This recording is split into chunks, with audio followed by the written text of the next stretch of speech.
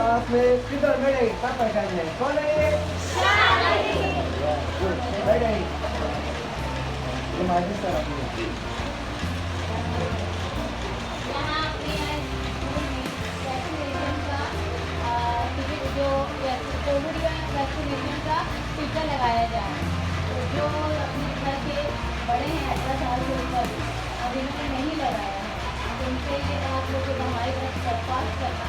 यहाँ फ्री में वैक्सीनेशन किया जा रहा है सुबह 11 बजे से 4 बजे। कल के रोज भी होगा, अगर किसी को अपने घर पे आना है तो यहाँ आए अगर ठीक है। साथ में आधार कार्ड और मोबाइल लेकर आइए है ना।